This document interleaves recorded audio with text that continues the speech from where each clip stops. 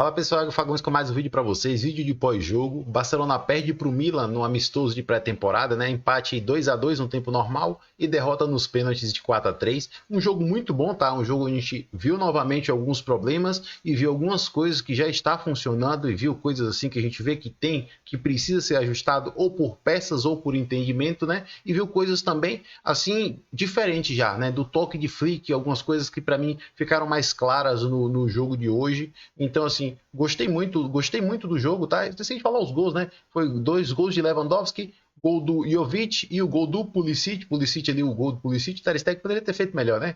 Ter Stegen poderia ter feito melhor.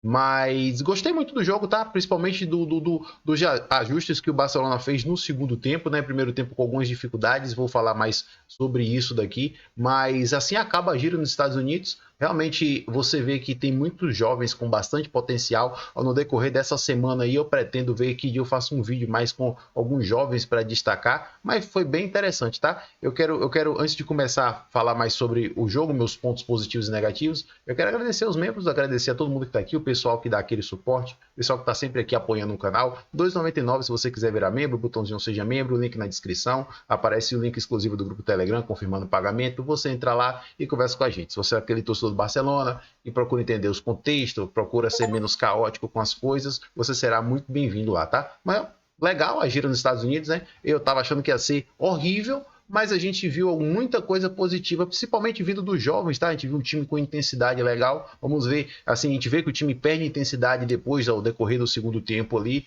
mas vamos ver como esse time vai se comportar na temporada e que peças o treinador também vai pegar desses jovens para colocar no time principal, tá? Mas roda a vinheta para a gente falar um pouquinho mais sobre esse jogo de hoje.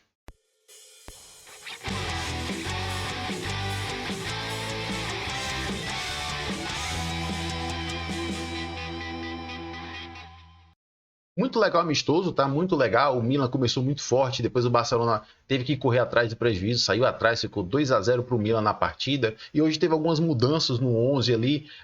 A gente tinha lido mais cedo por aí nas redes sociais que Baldé tinha sentido um desconforto. E qual foi o outro jogador, rapaz?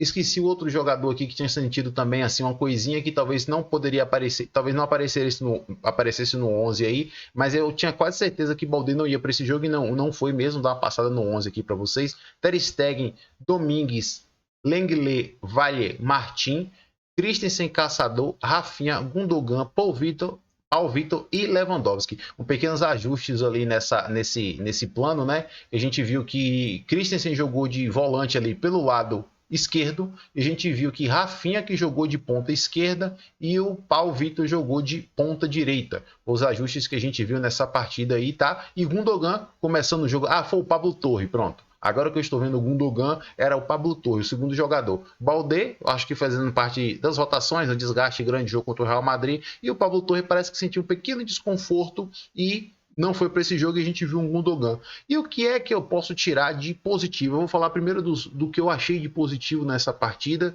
assim, a nível coletivo, e também falar de alguma coisa de individualidade. O que a gente pode tirar de positivo? Uma coisa que eu já venho observando nesses amistosos, principalmente no jogo contra o Real Madrid e nesse jogo agora, é o jogo do Barcelona por dentro. O Barcelona está arriscando fazer tabelas com aceleração, com muita velocidade, muito pela zona central. Antigamente a gente estava vendo o time da gente trocar muito passe lateral, passe de um lateral para o outro, vindo rodando. Lateral, zagueiro esquerdo, zagueiro direito, tal, volante, vai, zagueiro. Hoje a gente está vendo o Barcelona assimétrico, um Barcelona no 4-2-3-1 ou 4-3-3, e a gente vê conexões por essa zona central, com tabelas por essa zona central, acelerando o jogo, verticalizando muito o jogo. Então é uma coisa muito interessante a gente ver que isso aí é a mão do treinador. Antes de mais nada, dizer para vocês que minhas imagens hoje foram comprometidas, tá? Eu não consegui tirar os prints que eu gosto de mostrar para vocês sobre algumas dessas situações, então nesse vídeo eu vou ficar devendo, tá? Porque o meu link estava horrível, a imagem horrível e caindo toda hora, e eu não consegui tirar o print no momento que eu queria para mostrar para vocês. Talvez eu procure imagem em outro momento, quando eu reassistir a partida, mas vou ficar devendo o print para vocês, tá? Mas assim, gostei muito do jogo por dentro. Eu vi o Barcelona, assim, tocando por dentro, confiante no que estava fazendo, e parecia que aquilo ali de fato era uma coisa que era uma ordem. Esse jogo por dentro aí, que O caçador chega, filtra um passe que Gundogan já faz uma parede com o Rafinha que tenta acelerar para o Lewandowski sai da área, dá um toque. Isso realmente é muito interessante para deixar o adversário sempre em constante perigo ali. E uma coisa que é muito interessante desse jogo por dentro é que você precisa ser bem técnico e assertivo nos passes, no primeiro toque, na girada, e se tudo confirmar mesmo, se não acontecer uma hecatombe, uma virada absurda, Dani Olmo está se tornando o novo jogador do Barcelona e é um jogador que tem um nível técnico, um nível de passe, um nível de entendimento, de primeiro toque, de domínio, sair para um lado e para o outro, numa zona apertada, maravilhoso. Então é um tipo de jogador que soma muito se o time continuar investindo nessas tabelas por dentro, nessa tabela, esses passes na entrelinha, esses passes acelerados e ele receber a bola nessa zona. Às vezes a gente tem outros tipos de jogadores, por exemplo, como foi o caso de Félix na temporada passada, Ferran, entendeu? Que tem dificuldade. Rafinha, quando pega uma bola numa zona apertada, assim. Rafinha hoje acertou, tá? Um lindo passe ali pro Paulo Vitor, que chegou na linha de fundo, cruzou. Não tão na linha de fundo, né? Cruzamento para Lewandowski fazer o gol de empate. Então, assim, você saber que tá chegando um Dani Olmo e que o time tá insistindo nesse passe por dentro, e tá chegando um cara que é muito bom em receber essa bola, pô, é uma coisa que realmente é pra gente ficar animado, tá? Realmente é um jogador com outra característica e se esse passe por dentro for uma constante, aí nesse ponto o Dani Olmo pode brilhar muito. Nesse ponto, Dani Olmo pode ser uma coisa muito interessante, tá?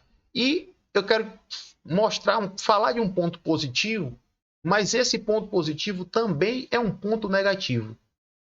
Eu vou falar ele negativo e depois eu vou falar o positivo. A pressão da gente no primeiro tempo. Hoje a gente viu um time com a pressão bem deficiente. A gente viu um time com a pressão bem deficiente ali, a gente viu um Gundogan chegando atrasado, a gente viu um Christensen pouco corretor, mais baixo, sem estar tão posicionado na zona, e eu fico com essa dúvida, a gente conversa muito no grupo lá, e aí eu fiquei com essa dúvida hoje. Gundogan estava chegando atrasado nessas bolas, porque Gundogan está voltando agora e não está no ritmo ainda, tá? É o primeiro jogo de Gundogan começando, tal, ou realmente um jogador com a idade que Gundogan tem não consegue ajudar na pressão do jeito que o Barcelona precisa.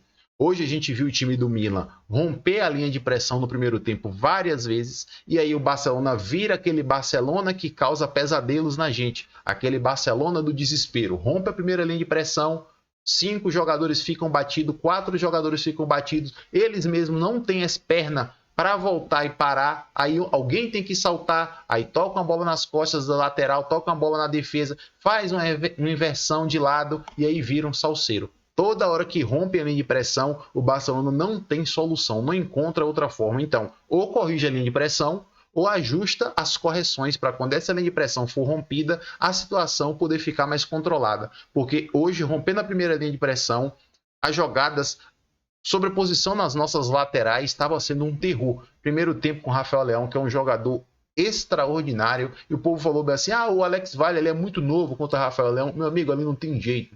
Ali não tem Koundé, ali não tem Araújo, ali não tem o Walker. Quando o brabo ali parte para cima, você pode salvar a primeira, a segunda, a terceira. Se ele passar duas, é capaz de ele criar uma chance de gol claríssima e ele vai passar. Uma hora ele vai passar. Então, romper, deixar essa linha de pressão ser rompida assim e depois você não ter correções para ajudar, para proteger os laterais, realmente deixa o Barcelona numa situação muito vulnerável. O Rafael Leão fez um apavoro do lado de lá e eu fiquei muito preocupado com isso, com essa pressão do Barcelona no primeiro tempo que foi feita aí com Rafinha, Gundogan, Lewandowski e Paulo Vitor. Realmente não estava funcionando o encaixe ali, a bola voltava, Gundogan chegava atrasado, Christensen meio que perdido no primeiro tempo, sem saber dar os botes, e aí a gente teve certeza que essa pressão, hoje a gente teve certeza que o problema foram as peças. Por quê? Porque no segundo tempo, no intervalo, entraram o Marc Bernal, que é brincadeira, viu? Brincadeira, viu? Lembre o nome, não esqueça o nome, tá? Entrou o Runiente e entrou o Koundé, saiu Christensen e Gundogan, e a pressão do Barcelona no segundo tempo, que foi um ponto negativo, agora eu estou falando dela, o ponto positivo, a pressão do Barcelona no segundo tempo parecia que era outro time. Parecia que era outro time. O goleiro do Milan foi o destaque da partida, sim, mas quantas vezes o goleiro do Milan não devolveu a bola direto para o Barcelona? Quantas vezes o goleiro do Milan não chutou a bola diretamente para fora? Uma pressão extremamente encaixada e extremamente agressiva. Com a entrada de Marco Bernal, com a entrada de Runiente, subiu o nível de jogo de Rafinha, subiu o nível de jogo de Lewandowski, subiu o nível de jogo de Paulo Vitor, que no primeiro tempo estava meio sumido. Entendeu? Marco Bernal deu um controle maior, equilibrando as linhas, a altura das linhas ali com o Marco Caçador, e o Barcelona realmente conseguiu colocar o Milan em apuros, tanto que no segundo tempo a gente aumentou bastante o volume, né? Até mostrando os números da partida para vocês, tá? Até mostrando os números da partida para vocês aqui, confirmando, tá? 51% de posse de bola para o Barcelona, 17 finalizações para a gente, tá? E 4 finalizações para o Milan.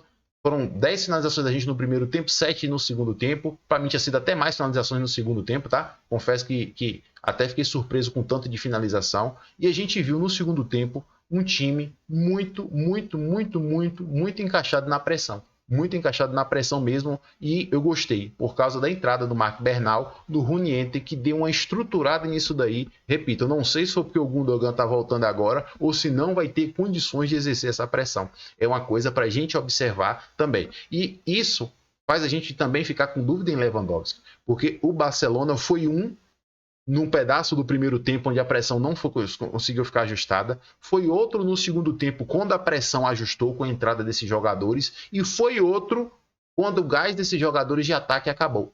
Quando o gás de Rafinha, o gás de Lewandowski e o gás de Paulo Vitor acabaram e tiveram que ser substituídos, quem entrou não consegue entregar também esse tanto de pressão. Vamos também dizer também, né, que quem entrou são jogadores bem jovens também, jogadores que não estão com um entendimento claro sobre as coisas. Eu estava dando uma olhada até nos números de Gundogan na partida, e eu vi que o Gundogan aqui, ó, 0 duelos de 4 tentados, tá entendendo, na partida. A gente viu assim que ele não conseguiu induzir o adversário ao erro, tá? Então, assim, realmente foi uma partida muito fraca do Gundogan nesse aspecto. Partida muito fraca hoje do Gundogan, do Lenglet e do Ter Stegen, né? Ter Stegen, quando foi lá, não conseguiu defender.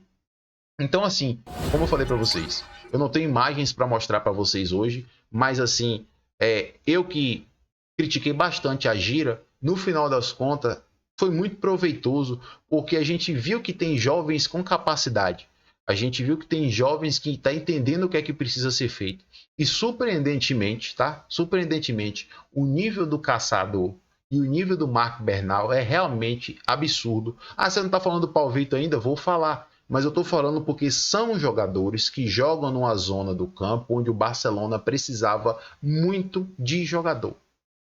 Será que vai ser suficiente? Já fiz essa pergunta uns vídeos para trás, aí, lá no jogo contra o Real Madrid. Não sei se será suficiente. Agora, esses jogadores vão começar o Campeonato Espanhol, tá? Esses jogadores, tanto Marc Bernal quanto Marc Caçador, vão ser titulares contra o Valência. Pode escrever. A não ser que o Barcelona contrate Rodri no mercado, tá impossível. A não ser que o Barcelona contrate Rodri, meu amigo, pode esperar nas primeiras rodadas aí o Marc Caçador e o Marc Bernal, porque Christensen hoje foi usado no meio-campo e ó, mostrou ainda que não tá lá, né? Não tem esse impacto no meio-campo necessário, e Pedro está machucado, Gavi está machucado, De Jong está machucado. Então é impossível, sabendo que o Barcelona, os melhores minutos que o Barcelona teve na pré-temporada foram minutos com Marc Caçador e Marc Bernal em campo, é impossível esses jogadores não começarem o campeonato. É até injusto. Falando de injusto, o Paulo Vitor tá aí pedindo passagem. É coisa de maluco. Ninguém sabe o tanto que esse cara vai jogar na temporada, ninguém sabe o nível que esse cara vai chegar, ninguém sabe em que posição esse cara vai jogar exatamente, se vai jogar ali de ponta direita, porque de ponta direita ali azedou, punha mal no time, tá? Então eu não sei exatamente onde esse cara vai jogar, onde esse cara vai ser usado, eu só sei que é um jogador que toma decisões muito bem. E tomar decisões muito bem é o que a gente mais precisa no time da gente. Tem hora que a gente tem um jogador ali de qualidade, mas acaba escolhendo mal, tomando uma decisão ruim. E é impressionante como o cara tá num momento legal. Como o cara realmente tá surpreendendo. O cara toca bem, o cara se associa bem, o cara faz tabela bem, o cara cruza bem. Realmente é um achado. E eu não sei, sinceramente, em que nível que esse cara pode chegar. Mas, assim, às vezes, sei lá, a pessoa começa a gostar ou não gostar de um jogador baseado no que o cara é porque conhece no videogame ou não conhece no videogame, e se o cara tiver um status ruim ali, vida real não é isso não, vida real é outra coisa. Treinador não tem acesso a essas coisas não. É rendimento, é o que está dentro de campo. E você pensar num time do Barcelona hoje, sem o Paulo Vitor, o Marc Bernal e o Marc Caçador, é realmente absurdo. É realmente absurdo, que foram os maiores destaques na pré-temporada. Lewandowski desencantou hoje com 2 gols, mas realmente, tá? Realmente, essas são as lições que eu tiro na gira dos Estados Unidos. Um time agressivo, um time que está em ritmo de pré-temporada ainda, mas o treinador quer que o time faça uma pressão durante 90 minutos. Até o momento que o time consegue fazer essa pressão com as peças certas, a gente vê um rendimento e um encaixe muito bom. A gente vê um time com troca de passes pelo meio, troca de passes pela zona central com muita intensidade, e a contratação que está chegando joga muito bem nessa zona, né? Joga muito bem nessa zona, e agora é esperar. É esperar para ver os ajustes, é esperar que novas soluções táticas esse time pode ter quando o adversário rompe a sua primeira linha de pressão, que ajustes táticos esse time pode ter quando os laterais são expostos à situação de 1 para 1, o time precisa estar mais protegido, o time não pode deixar laterais em situação de 1 para 1 contra dribladores esperando que o lateral faça a mágica, não vai fazer, né? O lateral pode marcar, ganhar 5 bolas, 2 que esse ponta passar, é basicamente um gol para o adversário. Então assim, foi uma gira que de fato dá pra gente sair com nota legal, dá pra gente sair com algumas surpresas, e eu gostaria de ver aqui nos comentários de vocês, tá? Quem são os jogadores que mais se destacaram, né? Tirando esses, ou concordem comigo aqui, esses também, não, sem falar também do Alex Valle, que não fez um jogo bom hoje, mas quem é que vai fazer um jogo bom marcando o Rafael Leão ali? Cada passada de Rafael Leão era 5 do Alex Valle. Imagine o caos, gente. Imagine o caos. E eu pretendo, durante os próximos dias aí, fazer algum vídeo mais detalhado, com Marc Bernal, com Caçador, com Paulo Vitor. Vamos aguardar também novas notícias sobre o mercado de transferência, que a gente não sabe se o Barcelona é Dani Olmo e isso, ou ainda vai fazer contratações, tá? Mas eu acho que a gente terminou a gira com a nota legal, com sensações legais e, claro, coisas que precisam ser ajustado, mas gostei do que eu vi, tá? Eu gostei do que eu vi. É meio animador taticamente o que a gente está vendo o time fazer dentro de campo, tá? Ah, e só um detalhe, gente, Lenglet, ó, Lenglet esquece, tá? Se Lenglet tá dentro de campo para ver se algum time tem interesse em contratar, meu amigo, Lenglet é o tipo de jogador que um time fala assim, olha, tem interessado em Lenglet, Barcelona. Vocês vão pagar quanto pra gente? É isso. Lenglet é isso aí. Barcelona tem que dar para alguém, ainda pagar alguma coisa para alguém querer. Porque não mostra confiança nenhuma.